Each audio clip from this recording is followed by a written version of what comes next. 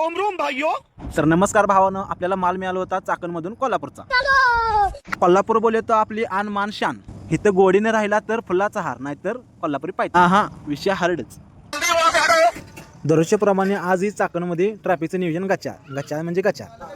3 तास एका जागी थांबल्यानंतर आपण पोचलो आपण गाडी लोड करायच्या ठिकाणी. तिथं भेटला आपल्याला वॉचमॅन. कंपनीमध्ये जायचं म्हणलं की आधार कार्ड द्या, पॅन कार्ड द्या, पायात बुट घाला, लायसन द्या, एवढं सगळं आलंच. बॉर्डरवरची लढाई भरून आपल्या गाडीमध्ये भरायला घेतला चॉकलेटचा बॉक्स भरून झाले, सगळे झालं, पोच गेलती बिलटे घेतली, आपण आपलं जाऊया आपल्या मार्गी. तर म्हणतात ना, मालकापेक्षा जास्त चेलाचा रुबाब, तसा तिथे विषय झाला.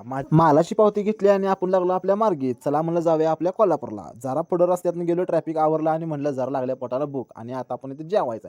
जेवण्यासाठी थांबलो हॉटेलमध्ये आल्यानंतर भावाला होती मैदा गर्दी. त्यातच म्हणलं आपल्याला एक दाल तडका दे. दाल तडका दिल्यानंतर कसा आलाय बघा दाल तडका. झणझणी दाल तडका, खावा की 4 बोटं वाढा की. एवढं बोलल्यानंतर आपलं आलं दाल तडका.